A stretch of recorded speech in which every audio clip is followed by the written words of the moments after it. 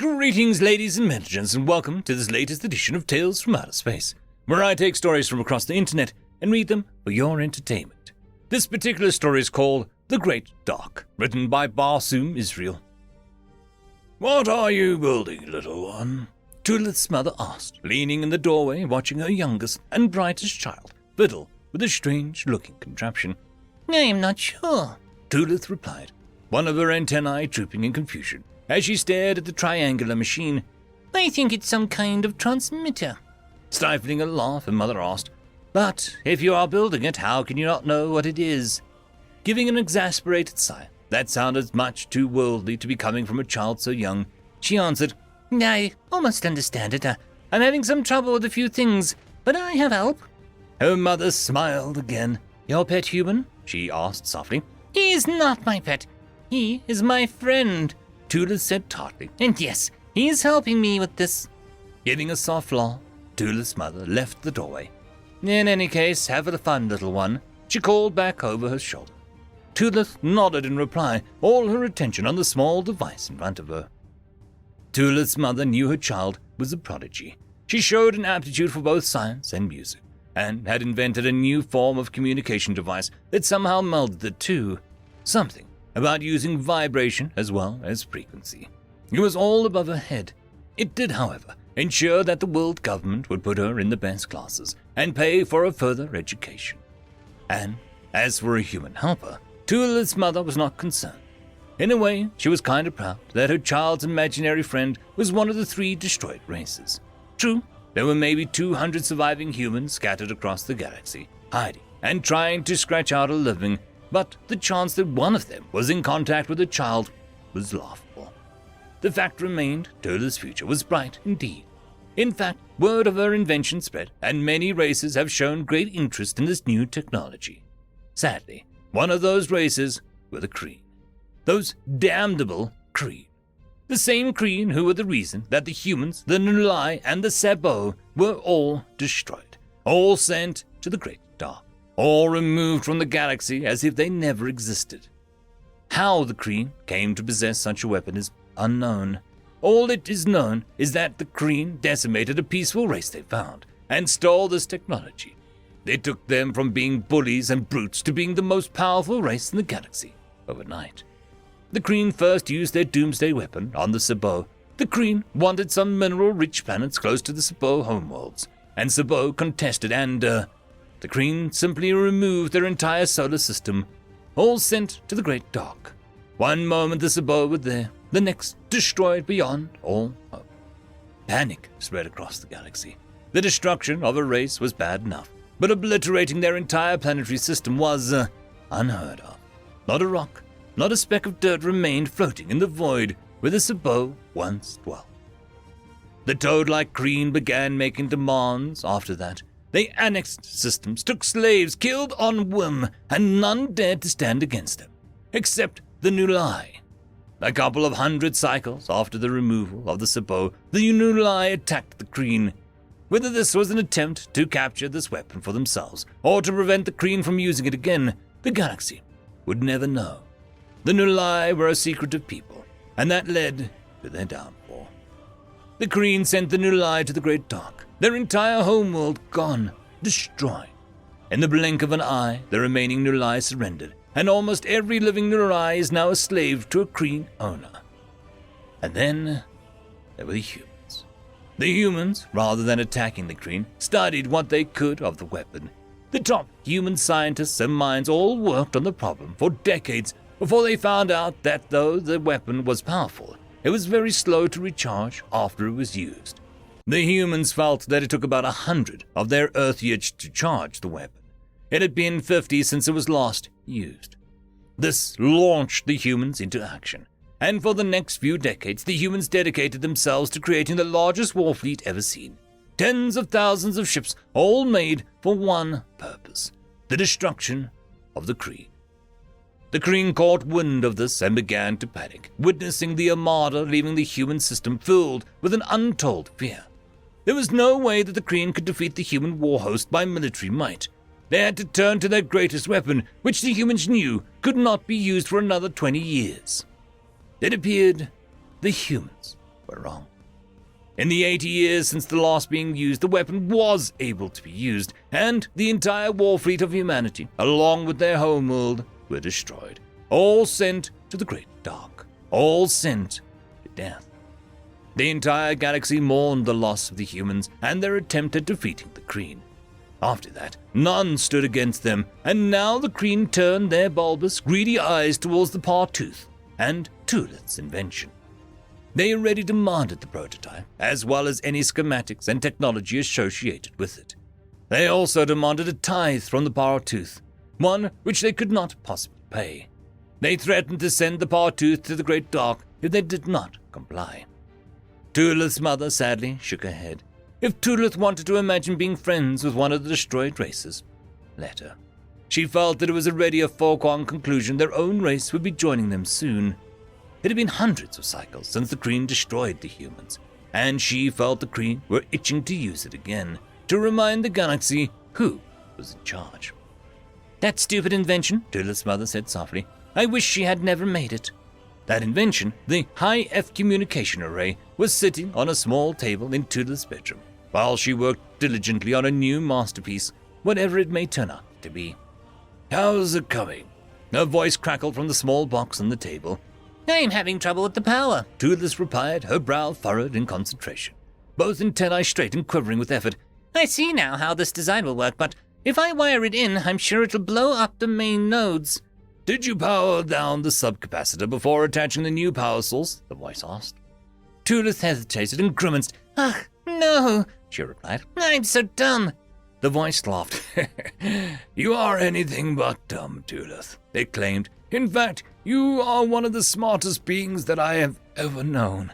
I blew 3 of these exact prototypes before I thought of doing that. Smiling, Tulith powered down the device, attached the wires properly, and then powered it back up. There, she said, smiling. All ready. Great, the voice replied. Only 2 more to go. Go ahead and turn it on. Let's see if I can detect it. Tulith moved her fingers across the clear white button. At the moment, her mother reappeared in a doorway. I forgot to ask, she said. What did you? She stopped, seeing Tulith freeze as her finger was close to the device. What are you doing? She asked.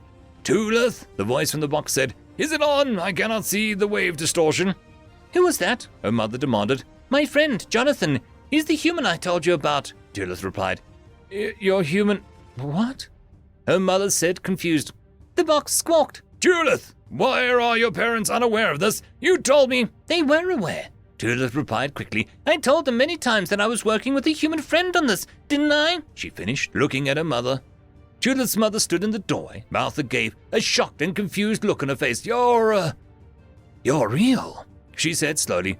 And you're a human. Yes, ma'am, the box replied. Your daughter has been helping me, helping us. She truly is gifted, intelligent young lady. You're human? A slow chuckle and a, yes, ma'am, I'm human, was the reply. Tulith smiled. I told you so. Shocked silence was the only reply Tulith's mother could make. What can you say to one of the last members of the decimated and dying race? Slowly, questions came. Then more questions. Then others needed to get involved. Then governments and multiple worlds had to be brought in. Weeks went by. Plans were made and set into motion. Excitement and hope sprung for the first time in what seemed like ages.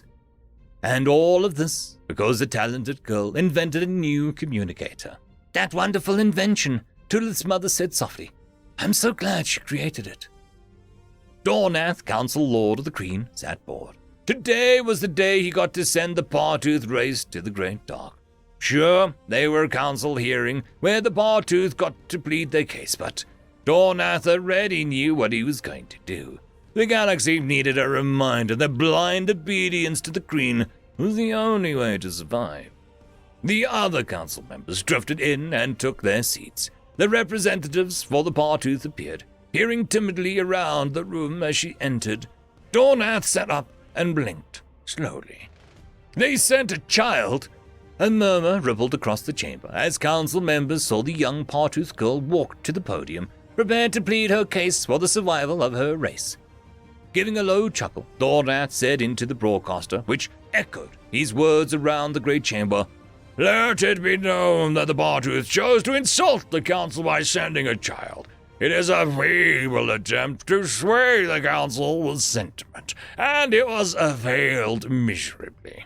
He smacked his grey, fleshy lips before continuing. And also let it be known that the Kreen have little patience for such distractions, and reserve the right to execute the Fartooth representative at our leisure.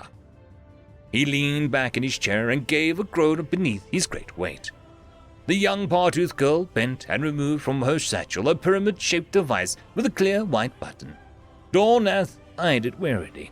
It had to have been scanned before entering the chamber, so he knew that it was not a weapon or an explosive. But it was unorthodox, to say the least, to bring a machine before the council.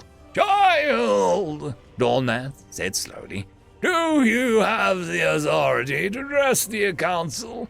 Are your people aware that we will hold your words as binding, and you speak for your entire species?" I do have the authority given by my world government to speak on behalf of Fartooth, she said softly, the microphone embedded in the podium hardly catching her words. "Then your race is of fools," Dornath croaked out a laugh, "one which the galaxy may not have long to suffer." A ripple of wet, bulbous laughter echoed from the other council members. The child just stood at the podium quietly. "Well, then," Dornath said lazily, "let's hear what the larvae of the Fartooth have to say to the greatness of the Kreen." The child nodded her head and stepped closer to the podium. Esteemed members of the Kreen Council, the child began, my name is Tulith, and I am an inventor of the high-F communication device you desire. "Ah!" Dornath thought. "They sent the inventor herself to give us the communication device. Wise, but still will not save him." His eyes lingered greedily on the device Tulith had placed on the pedestal. You chose our race to threaten with the Great Dark, to destroy us as you destroyed 3 other races before. None stand up to you because they fear you. They fear you because they fear the weapon you control, Tulith said calmly. They fear your lack of restraint and your brutish ways. Dornath hissed. "We do not threaten to destroy, child. We control whether your race lives or dies. It is as simple as that. More humility and less insults may serve you better." Tulith gave Dornath the sweetest smile you ever did see. "Of course," she said. "No insult intended." Turning her back to Dornath, she addressed the rest of the council. If you were to use your weapon against us and send us to the Great Dark, we could not stop you. Our second best hope is that you see the cruelty of your ways and decide to spare us. Dornath snarled. "Enough insults, child. Be on with you. If you place your hopes on us sparing you, your best hope is wasted. The decision is now made. Due to the insults of the Fartooth representative, the Fartooth will be sent to the Great Dark." Tulith stopped smiling. The Kreen, being sensible and kind, was our second best hope, Council Lord, Tulith said softly. Our best hope has nothing whatsoever to do with your race becoming a decent and civil. That would be a fool's hope. Instead, she said louder, her voice becoming firm, our hope lies with our friends and the ignorance the Kreen display about their own weapon. Dornath paused. "What nonsense are you speaking, girl? You think you could be the first to escape the Great Dark, escape death itself?" "The first," Julith said sweetly. "No, not the first. That honor belongs to another. Let me ask, do you even know what the Great Dark is?" "The Great Dark is death, as your race will soon see." "If that is what you believe, you fat toad, you are a fool." Silence greeted her words. No one in living memory had insulted the Creed, much less one facing extinction from their greatest weapon. "The Great Dark is not death," she yelled into the chamber. "It is another dimension, a time and place outside our galaxy, existing on another wavelength, another frequency. You sent the Sabo, the Nulai, to the farthest reaches of this unknown dimension, maybe beyond all reach and hope. But we will see. The humans, however, you sent too soon. Your device was not powered up enough. They are in the Great Dark, but very, very close to our own dimension. You see, When I invented the new communicator, it was able to attune itself to the vibrations of this new realm, this, great dark. Judith said matter-of-factly as she walked back to the podium and stared right into Dornath's bulbous eyes. And you'll never guess who called to say hello. Dornath spluttered in anger. Judith just smiled up at him. To call the humans back, we need 3 waypoints that they can latch onto, broadcasting in our dimension but vibrating in the frequency of the Great Dark. 1 waypoint is my home world. She paused a second. In my bedroom, to be precise. Another is in the home world of the Bath. You know them, the race that you are also threatening with the Great Dark, she said, accusingly, looking at the council members. And the last, she said, in a sing-song voice, the last waypoint, the final one the humans will need to find their way back, the one they were told to pinpoint in on, the one the target with their return is here. And glancing at the council, she deliberately pressed the clear button on the device, lighting it up. For a second, no one moved or said a word. What did you do, child? What did you just do? Roared Darnath, leaping to his feet with a squelching sound. Kill her!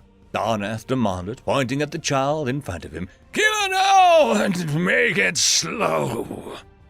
An alarm klaxon sounded through the room. Attendants were running from terminal to terminal, panic on all their faces. What is it? Roared Darnath. Council Lord, someone yelled. Ships, hundreds of ships, no, thousands, too many to detect them all. What nonsense is this? Darnath cursed. I will have your skin for this! He yelled to no one in particular. Council Lord, an attendant said, fear in his voice. Our satellites, they're all gone. All of them. We are blind. More running and cursing and yelling echoed in the chamber. Dornath turned in circles, demanding answers to yelled questions that no one heard over the din. The adjunct yelled, Council Lord, 2 of our cruisers have engaged what they are calling an overwhelming force, they report. They report the comms just went dead. They no longer reply. Dornath turned and stared at the small child as Green ran all around, panicking and trying to make some form of sense of what was happening. Seeing his eyes on her, she just smiled and bowed low from the waist, that the Partu people did when they were being lauded for some great achievement. It was at this point the power to the chamber went out. Emergency lighting cast an orange eerie glow on every corner. Council Lord, we have confirmation. The ships. The attendant that was shouting stopped talking, a look of shock in his face. Yes, what about the damnable ships? The attendant swallowed hard as more alarms sounded. The ships, they are human. Transmission, Council Lord, an acolyte screamed to be heard. Darnath turned to look, almost afraid to ask what was being broadcast. He didn't have to ask. Each and every view screen, datapad, and personal imager flicked and then focused in on a lone human male, obviously at the command console of one of the attacking ships. This message is to the Kree. Your worlds are going to be destroyed. Your slaves are going to be freed. Your lives, they are forfeit. Your race has proven itself beyond redemption. And as quickly as that, the video cut out. Roaring in rage, Darnath once again turned to Judith, the Partoothed girl, the little girl that destroyed his entire race. But she was gone. The humans must have data tethered her on board one of her ships. Where she had been standing just seconds before, there on the floor was a small box-like communication device. A sheet of paper was attached to it. Darnath walked to the box as people dashed around him, some running for their lives, others just running. As he picked it up and tore off the sheet, just as the first impacts of the human ship's weapons began to tear the chamber apart. And before he died, Darnath, the leader of the Kreen, the Council Lord, read off the sheet. To the Kreen, from the Bartooth, we sincerely hope you enjoy the gift we sent. End of story.